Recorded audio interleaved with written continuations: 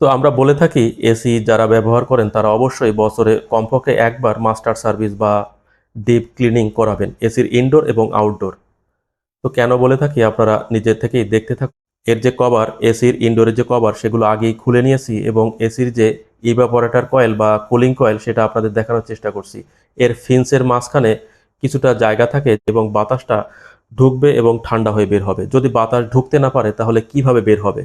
কম বাতাস বের হবে, যেহেতু এখানে ময়লা জমে রয়েছে, ময়লা জমে জাম হয়ে রয়েছে, কিছুটা দেখা যাচ্ছে।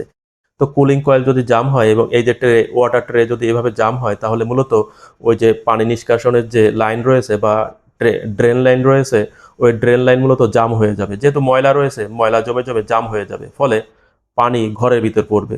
ইনডোর থেকে মাঝে মধ্যে পানি পড়ে, এই কারণে পড়ে। দেখেন ব্লোয়ার ফ্যান কতটা ময়লা রয়েছে। ব্লোয়ার ফ্যান যদি ময়লা থাকে তাহলে বাতাসটা টানতে পারে না বা বাতাস সার্কুলেশন করতে পারে না।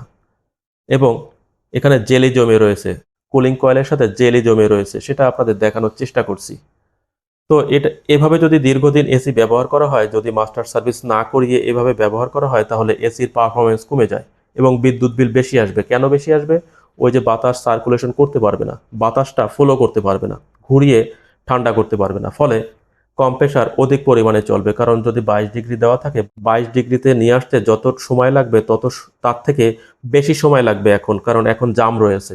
তো এই কারণে মূলত বিদ্যুৎ বিল বেশি আসবে। আমরা একটি কেমিক্যাল ব্যবহার করছি এই ময়লাগুলো একটু দুর্বল করার জন্য। দেখেন ময়লাগুলো উপরে উঠে আসছে, ময়লাগুলো ছেড়ে দেবে ফিন্স থেকে বা কুলিং চেম্বার থেকে। ময়লাগুলো ছেড়ে দিলেই মূলত আমরা একটি হাই প্রেশার পাম্প ব্যবহার করে স্প্রে করব, ফলে ওই নরম হয়ে যাওয়া ময়লা বের হয়ে আসবে। দেখেন বালতির ভিতরে ময়লা জমা হবে, ওই যে দেখা যাচ্ছে বালতির ভিতরে জমা হবে। যদি এসি মাস্টার সার্ভিস না করা হয় তাহলে বিদ্যুৎ বিল বেশি আসা ছাড়াও আরও কিছু সমস্যা হবে, যেখানে স্বাস্থ্য ঝুঁকি থাকবে। কারণ এই চেম্বারের ভিতরে, কুলিং চেম্বারের ভিতরে ফাঙ্গাস, রোগ জীবাণু সৃষ্টি হবে এবং এটা বাতাসের মাধ্যমে ঘরে ছড়িয়ে যাবে। ফলে ঘরে যারা থাকবেন, এসি ব্যবহার করবেন, তাদের স্বাস্থ্য ঝুঁকি থাকবে, বাচ্চাদেরও স্বাস্থ্য ঝুঁকি থাকবে। এবং ওই যে ওয়াটার ট্রেতে ময়লা জমে জাম হয়ে যাবে, ড্রেন লাইন জাম হয়ে যাবে, ফলে ঘরের ভিতরে পানি পড়বে, ইনডোর থেকে পানি পড়বে। অনেক সময় ইনডোর থেকে পানি পড়ে, আপনারা জানেন। এবং এসির যে লংজিভিটি সেটা কমে যাবে, এসি হঠাৎ করে নষ্ট হয়ে যেতে পারে। এ কারণে মূলত বছরে কমপক্ষে একবার, যদি ডাস্ট এরিয়া হয় বা আরও যদি সম্ভব হয় বছরে দুবার মাস্টার সার্ভিস করে নেওয়া ভালো। এক্ষেত্রে এসি ভালো থাকবে, বিদ্যুৎ বিল কম আসবে এবং কাঙ্ক্ষিত পরিমাণ ঠান্ডা করতে পারবে এবং এসির যে লংজিভিটি সেটা বেড়ে যাবে। দেখেন আমরা কিছুক্ষণ অপেক্ষা করছি ময়লাগুলো মূলত বের করার জন্য বা ময়লাগুলো দুর্বল করার জন্য আমরা অপেক্ষা করছি এবং কিছু সময় পরে আমরা পানি স্প্রে করব। একটি হাই প্রেশার পাম্প ব্যবহার করে, জেট পাম্প ব্যবহার করে আমরা পানি স্প্রে করব। আমরা মূলত অপেক্ষা করছি আরও যদি কিছু ময়লা এখান থেকে বের হয়। ড্রেন পাইপ দেখা যাচ্ছে, আমরা ট্রে খুলে নিয়েছি। এবার আমরা পানি স্প্রে করছি, একটি বাঁকানো গান ব্যবহার করে পানি স্প্রে করছি। এই গানটার বিশেষত্ব হলো এটা মূলত পিছন দিকে যে কুলিং চেম্বার রয়েছে সেখানে পানি স্প্রে করা যায়। তো এই গানের যে প্রেশার মূলত সেটা ছড়িয়ে পড়ে, ফিন্সের কোনো প্রকার ক্ষতি হয় না। যদি এখানে প্রেশার বেশি থাকে বা একই স্থানে প্রেশার পড়ে তাহলে ফিন্স বাঁকা হয়ে যায়। এ কারণে মূলত এই গানটা ব্যবহার করে আমরা এসির যে ইনডোর এবং আউটডোর এই চেম্বারগুলো পরিষ্কার করে থাকি। দেখেন আমরা যতক্ষণ ময়লা থাকবে ততক্ষণ আমরা পানি স্প্রে করব। ধুলাবালি বালতির ভিতরে জমা হবে, বাদবাকি মূলত ওয়াটার ট্রের মাধ্যমে বাইরে চলে যাবে। যেহেতু এখানে ওয়াটার ট্রে নেই, সবগুলো বালতির ভিতরে জমা হবে। ওয়াটার ট্রে আমরা খুলে নিয়েছি। ওই রানার ফ্যান বা ব্লোয়ার ফ্যান পরিষ্কার করার জন্য ওয়াটার ট্রে খুললে মূলত বেশি সুবিধা হয়।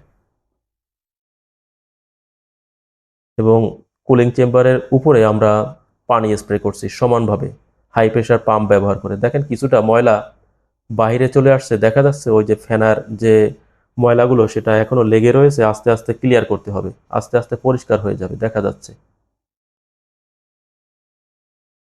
দেখেন আস্তে আস্তে পরিষ্কার হয়ে যাবে।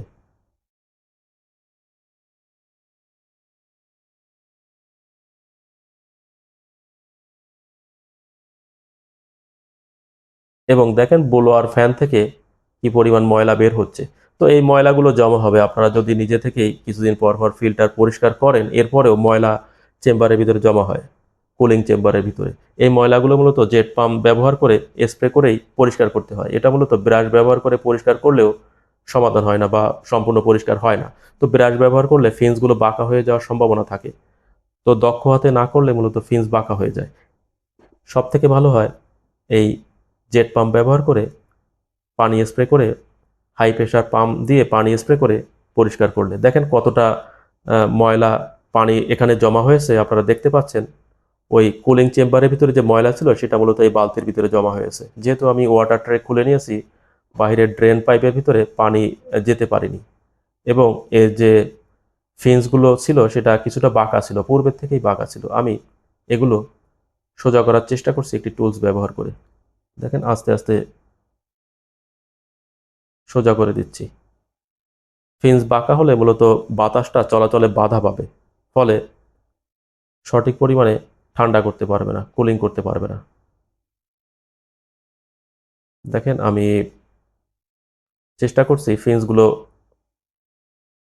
সোজা করে দিতে। তো আমরা যেহেতু ইভাপোরেটর চেম্বার পরিষ্কার করছি, এর যে ইনডোরের যে প্যানেলগুলো রয়েছে, ফ্রন্ট প্যানেল, মিডিল প্যানেল, এগুলো আমরা পরিষ্কার করে দেব ওই জেট পাম্প ব্যবহার করে। তার সাথে যে ফিল্টারগুলো রয়েছে সেগুলো পরিষ্কার করে দেব। পরিষ্কার করে আমরা একটি শুকনো কাপড় দিয়ে মুছে প্রত্যেকটা অংশ শুকনা করে আমরা আবার ফিটিং করে দেব। এর যে ব্লোয়ার ফ্যান, তার কালার আপনারা দেখতে পাচ্ছেন, কালার ফিরে আসছে, অর্থাৎ ময়লা হয়ে কালারটা ডিসকালার হয়ে গিয়েছিল। কালার বোঝা যাচ্ছিল না, অরিজিনাল কালার বোঝা যাচ্ছিল না। তো নিচে কতটা ময়লা জমেছে দেখেন, ওই যে ময়লা জমেছে। এবং এসিটা আমরা প্যানেলগুলো ফিটিং করে চালু করে দিয়েছি। যথেষ্ট পরিমাণে বাতাসের ফ্লো রয়েছে এবং কাঙ্ক্ষিত পরিমাণ ঠান্ডা করতে পারবে।